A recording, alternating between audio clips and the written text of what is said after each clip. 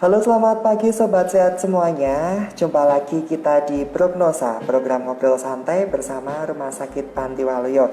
Dan kali ini saya Yon Setiadi akan menemani Sobat Sehat semuanya berbincang tentang topik kesehatan yang tentunya sangat menarik dan sangat bermanfaat untuk Sobat Sehat semuanya.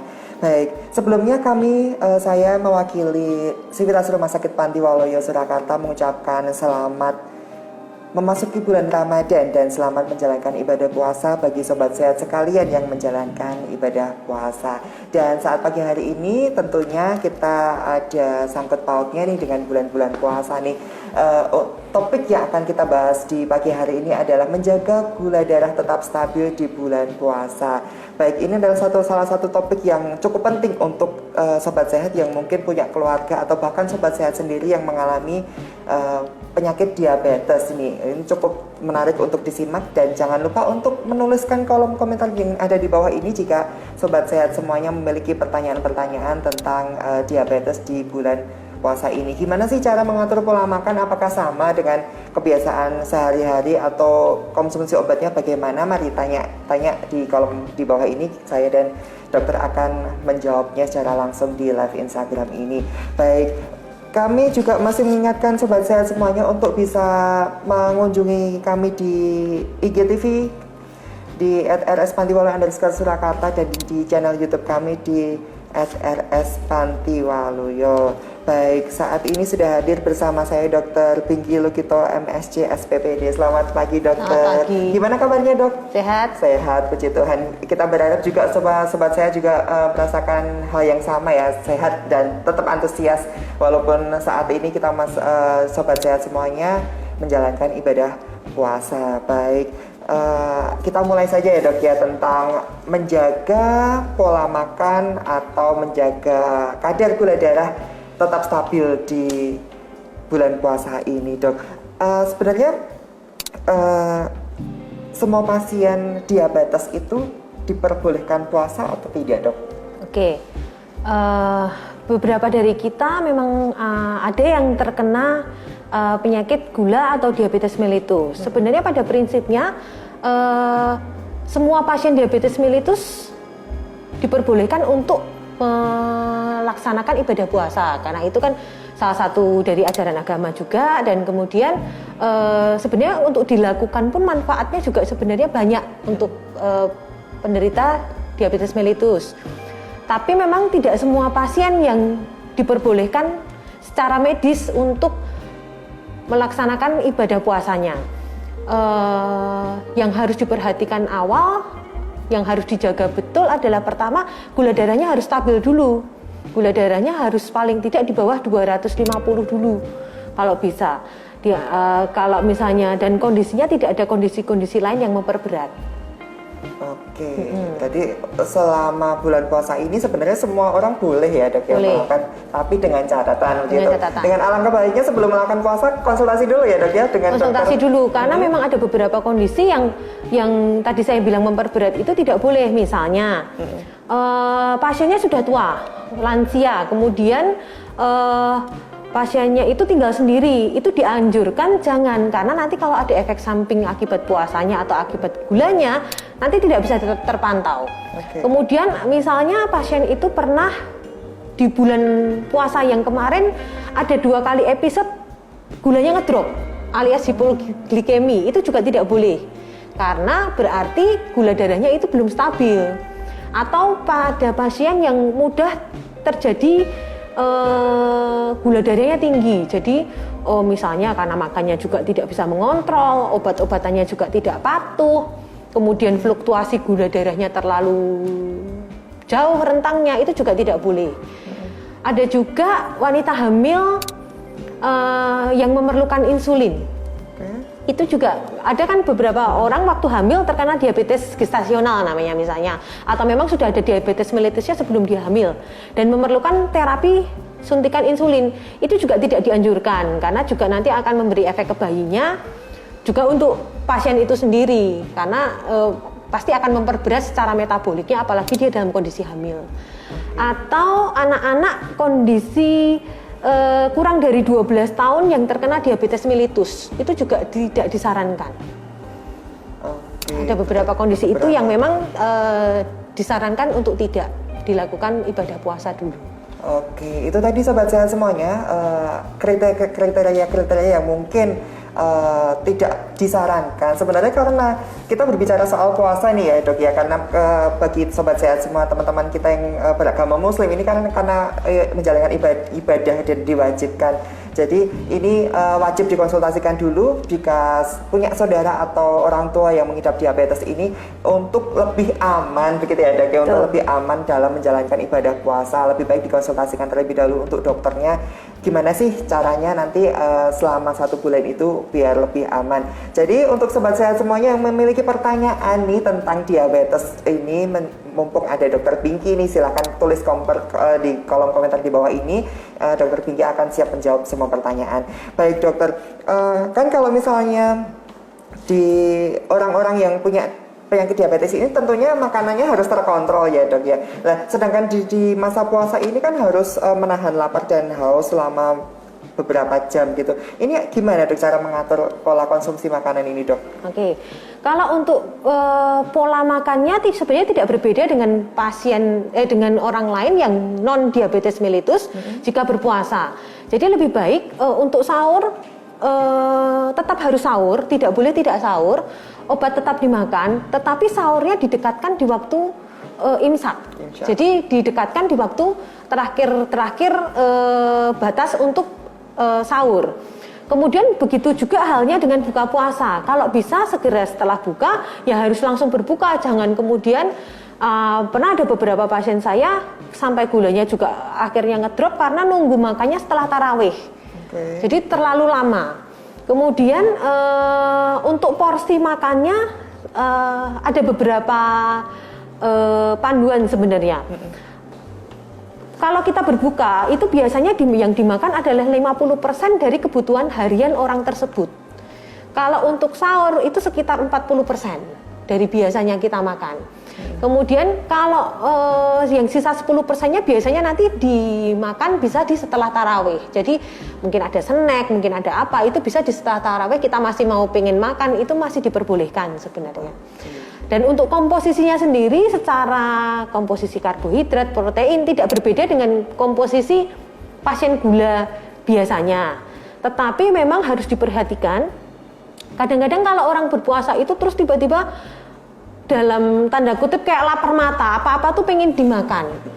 Terus karena ibaratnya sudah seharian nggak makan, nggak apa-apa dong saya makan ini, boleh, tetapi juga harus diingat kadar karbohidratnya tidak boleh terlalu banyak. Tidak boleh kemudian berbuka tiba-tiba nasinya 2 kali porsi biasanya, karena dianggapnya seharian sudah tidak makan, itu juga tidak boleh. Karena nanti resiko untuk terjadi gula darah meningkatnya jauh lebih besar. Apalagi nanti bisa selama puasa bukannya beratnya turun, tapi nanti malah beratnya naik.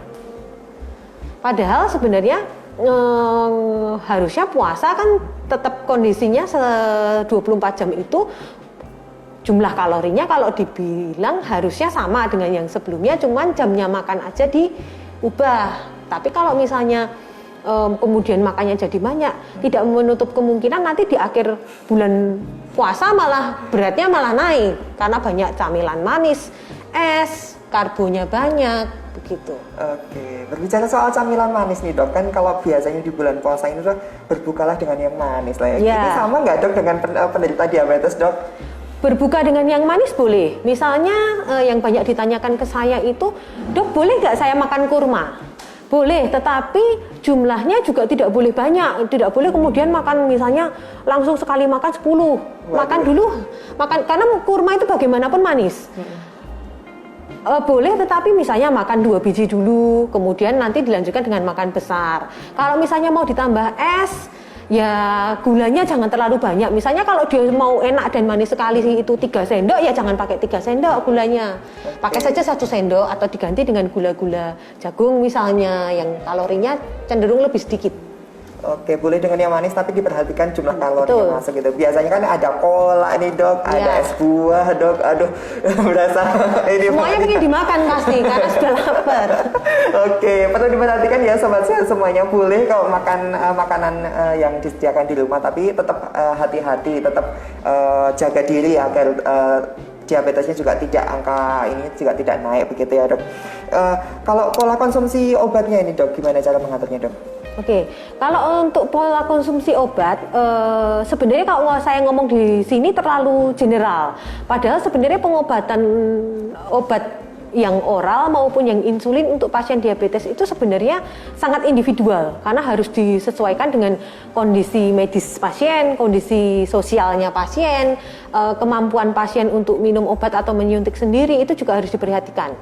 Tetapi pada prinsipnya adalah misalnya banyak pasien dapat yang namanya sulfonylurea atau yang sering kalau orang-orang misalnya kayak seperti glimepirid, glibenclamid itu lebih baik dimakannya biasanya kan kalau dokter nyuruhnya pasti biasanya pagi sebelum makan pagi dimakan karena asumsinya selama seharian penuh kita makan dan beraktivitas. Tetapi kan ini posisinya kan puasa, jadi pagi kemudian tidak makan yang besar baru buka.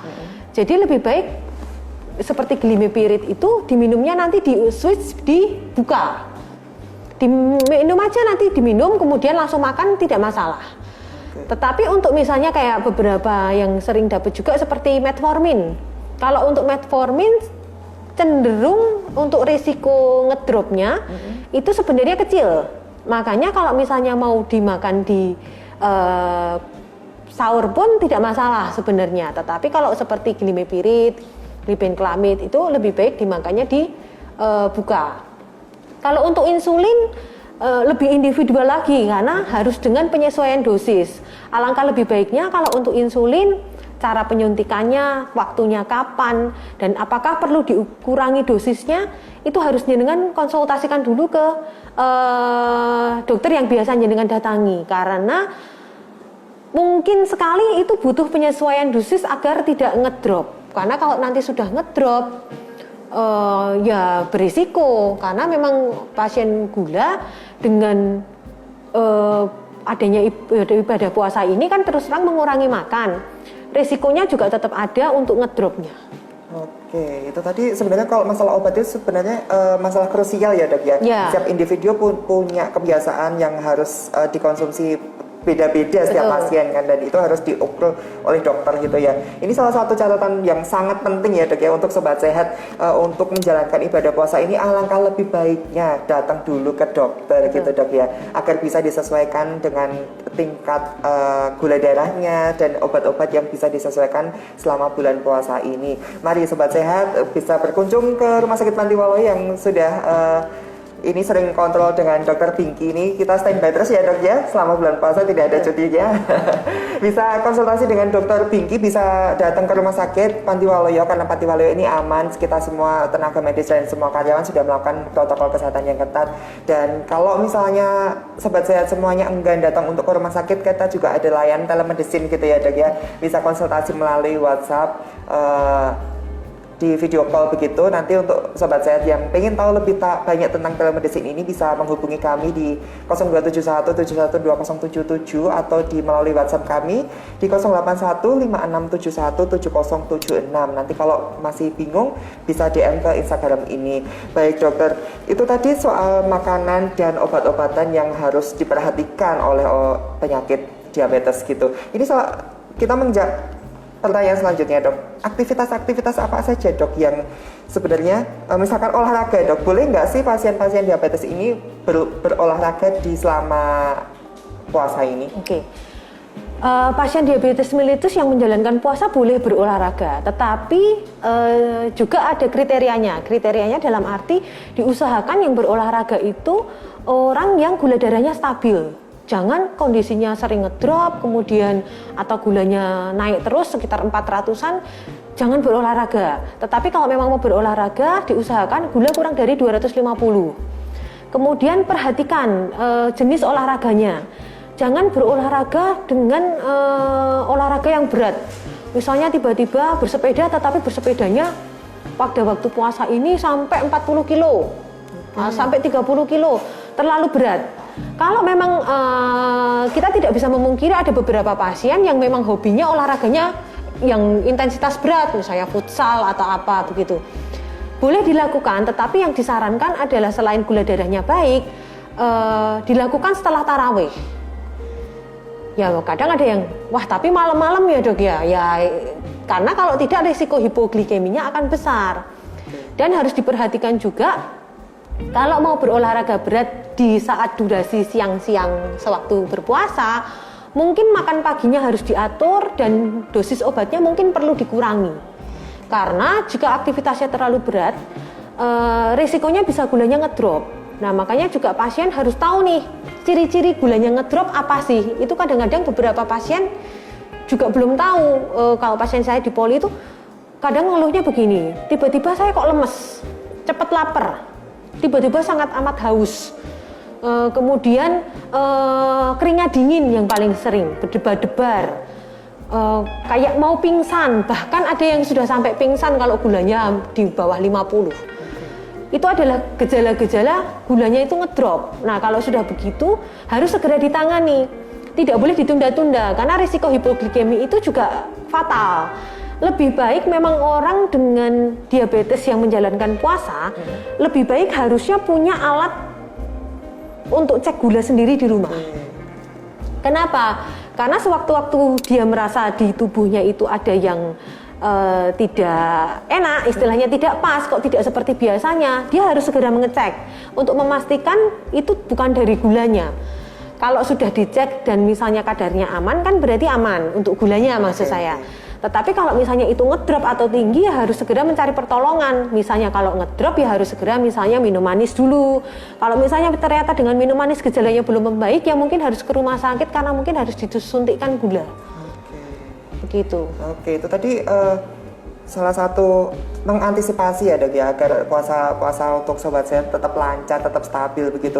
Kita berbicara tentang hipoglikemik dari tadi ya dok ya, mungkin sobat sehat semuanya masih bingung itu apa sih hipoglikemik ya? Itu sebenarnya kalau misalnya di tengah-tengah puasa pasien merasakan gejala-gejala seperti yang dokter sebutkan tadi, itu kan salah satu hipoglikemik. Itu apa yang harus dilakukan saat itu dok? Oke. Hipoglikemi itu biasanya terjadi misalnya ada beberapa pasien lansia itu kelupaan minum obatnya double, atau misalnya sudah minum obat lupa makan atau makannya hanya sedikit, atau seperti yang saya bilang tadi aktivitasnya terlalu berat, puasa minum obat aktivitasnya terlalu berat, entah kerjaan entah berolahraga, itu resikonya ngedrop. Yang harus dilakukan pertama kalau bisa ya harus cek. Makanya saya anjurkan kalau memang pasien gula di rumah punya alat gula untuk mengecek. Kalau gulanya di bawah 70 itu berarti ngedrop. Kalau sudah di bawah 70 segera minum manis untuk pertolongan di rumah. Kalau misalnya tidak ada minum manis, sedapatnya ada permen ya permen.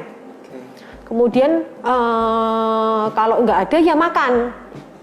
Memang yang dianjurkan untuk koreksi hipoglikemi, jangan makan yang makanan karbohidrat ya, karbohidrat kompleks misalnya, terus makan roti gandum itu akan lama menaikkan gula darahnya. Pakai yang gula yang simple, gula minum es teh manis, itu kan gula kan cepat dipecah oleh tubuh jadi bisa langsung menaikkan kadar gula. Permen. Tapi kalau makan roti gandum, aduh nanti ambil nasi, masih harus ambil nasi, itu kan terlalu lama nanti keburu ngedrop gulanya, bisa pingsan. Gitu. Baik, kita semua untuk sobat sehat yang mungkin di tengah-tengah puasa merasakan gejala-gejala yang hipoglikemik ya seperti yang disebutkan dokter Tinggi, jangan takut untuk membatalkan dulu ya dok ya, itu menjaga kondisinya agar tetap stabil begitu ya dok. Baik dokter, kita jawab pertanyaan yang sudah masuk dok. Sepertinya sudah ada satu pertanyaan yang masuk dari @ririsa45. Dok, bagaimana ciri-ciri lemas akibat gula darah rendah dan karena gula tinggi? Saya berat badan turun, BP turun, kadang lemas karena saya takut, lalu cek HbA1c hasilnya 5,4, gula darah puasa 55, gula darah 2 jam PP 72, gula darah sewaktu 134 dan 75. Apakah itu aman dok? Oke. Kalau untuk pertanyaan yang pertama, ciri-ciri lemas akibat gula darah rendah dan gula darah tinggi. Gula darah rendah tadi sudah ya. Kalau untuk gula darah tinggi biasanya adalah cepat haus, kemudian cepat lapar, dan biasanya kencingnya banyak. Itu juga bikin orang seperti dalam tanda kutip dehidrasi. Kemudian dikatakan Ririsa 45 ini katanya BB-nya turun dan kadang lemas karena cek HbA1c-nya 5,4. Sebenarnya kalau 5,4 itu tidak masuk di kriteria untuk gula, karena kalau untuk kriteria gula HbA1c-nya itu 6,5. Tapi saya perhatikan gula darah puasanya 55 dan gula darah 2 jam PP-nya 272. Itu rendah karena batasnya gula darah sewaktu dikatakan dia tidak hipoglikemi itu di atas 70.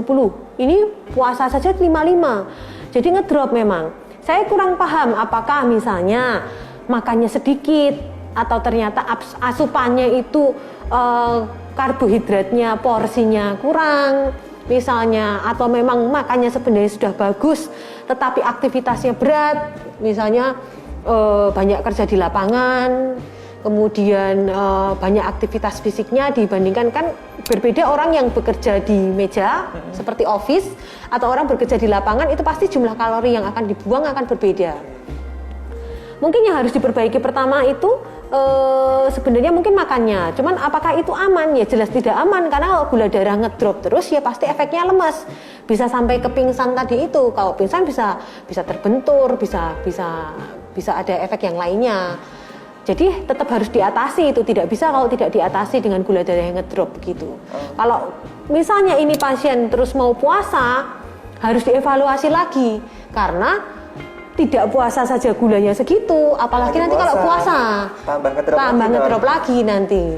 Oke, baik, itu dari Risa 45 sudah menjawab pertanyaan atau belum? Kalau belum jelas, untuk bisa lebih aman menjalankan puasa, bisa datang ke Rumah Sakit Pantiwala, konsultasi dulu dengan Dokter Pinky ya, biar puasanya tetap aman dan ibadah puasanya bisa lancar terus. Baik dokter, sebenarnya resiko-resiko apa aja sih dok yang bisa dialami untuk orang-orang yang menderita diabetes yang menjalankan puasa ini dok? Oke, sebenarnya kalau resikonya lebih kepada resiko seperti tadi yang saya bilang hipoglikemi atau hiperglikemi. Sebenarnya kalau kondisi risiko yang fatal lainnya sebenarnya tidak ada, karena sebenarnya pada pasien gula seperti saya bilang ya diperbolehkan untuk berpuasa asal kondisinya aman. Malah sebenarnya manfaatnya banyak, apalagi misalnya pasien diabetes yang berat badannya berlebih. Berat badan berlebih itu istilahnya obesitas itu 20% dari berat ideal dia, misalnya lebih dari 20%. Diharapkan dengan puasa, dengan siang restriksi makan seperti itu, diharapkan berat badannya turun. Tetapi ya turun secara normal, secara sehat, bukan terus akibat misalnya terus total tidak makan, tidak buka, ya tidak bisa, itu nanti malah jadi sakit. Sebenarnya kalau risiko yang berat secara umum tidak ada. Oke, berarti tetap aman, terkendali selama semua pasien diabetes itu mampu mengendalikan penyakit diabetesnya. Betul. Itu sendiri ya dok ya. Baik dokter, terima kasih untuk waktunya. Di pagi hari ini kita membahas tentang resiko-resiko apa aja, cara menormalkan, menjaga stabil kadar gula darah selama bulan puasa ini dok. Terakhir nih dok, tipsnya untuk sobat sehat semua yang mungkin menjalankan ibadah puasa di tahun ini dok. Oke, tipsnya adalah pertama harus stabilkan dulu gula darah, itu tidak bisa ditawar. Karena kalau kondisinya tidak aman, itu disarankan untuk tidak berpuasa, karena nanti akan malah memperberat sakitnya dan malah akan membuat komplikasi baru dari diabetes mellitusnya. Kemudian tetap kontrol makan. Jaga asupannya untuk kalori perharinya tetap terpenuhi, jangan jangan puasanya, maksudnya makannya jangan juga diet berlebihan, jangan juga makannya berlebihan karena dianggap satu hari itu sudah tidak makan. Yang ketiga tetap beraktivitas, tetapi aktivitasnya juga harus dijaga, tidak boleh beraktivitas yang berat, tidak boleh olahraga yang berlebihan. Kemudian obat-obatan tetap diminum. Tidak boleh tidak diminum, karena kalau gula darahnya tinggi itu juga akan menimbulkan problem. Yang kelima, tetap pantau gula darah, dan jika ada yang kurang paham atau ada yang kira-kira tidak dimengerti atau kira-kira ada yang aneh dengan tubuhnya, harus segera memeriksakan. Karena kalau nanti sampai ada efek samping yang akibat misalnya gulanya ngedrop atau gulanya tinggi, itu akan susah nanti dikoreksinya. Oke, terima kasih banyak Dokter Pinky untuk tips-tipsnya untuk sobat sehat semuanya. Perlu dicatat baik-baik karena kondisi tubuh kita sendiri itu sebenarnya diri kita sendiri yang Betul. dok yang bisa menilai, bukan orang lain. Dokter hanya bisa menganamnesa dan memberikan terapi-terapi sesuai dengan keluhan dari sobat sehat semuanya. Baik, kami dari segenap sivitas Rumah Sakit Panti Waluyo mengucapkan selamat berpuasa. Semoga puasa dari hari pertama sampai hari terakhir nanti lancar begitu ya. Amin. Baik, untuk sobat sehat di semuanya yang mungkin masih pengen tahu lebih dalam tentang gejala-gejala yang dialami terutama dengan diabetes ini, bisa datang ke Rumah Sakit Panti Waluyo di kliniknya Dr. Pinky. Ini standby terus dari Senin sampai hari Sabtu jam 8 sampai jam 1 siang. Baik, kalau misalnya teman-teman sobat sehat semua yang enggan untuk datang ke Rumah Sakit Panti Waluyo, kita ada layanan telemedicine. Telepon dulu enggak apa-apa, WA dulu, tanya-tanya dulu enggak apa-apa. Melalui di line telepon kami di 0271 712077 atau melalui line WhatsApp kami di 081 5671 7076. Dan kami mengingatkan untuk sobat sehat semuanya untuk mengunjungi di IGTV kita ya di RS Panti Waluyo _Surakarta, dan jangan lupa mengunjungi di channel YouTube kami di RS Panti Waluyo. Jangan lupa like, share, dan subscribe. Baik, terima kasih sobat sehat semuanya yang telah beratensi bersama kami, saya dan Dr. Pinky yang membahas tentang penyakit diabetes di bulan puasa ini. Saya Yonstiadi dan Dr. Pinky pamit, sampai jumpa di program prognosa berikutnya. Bye-bye.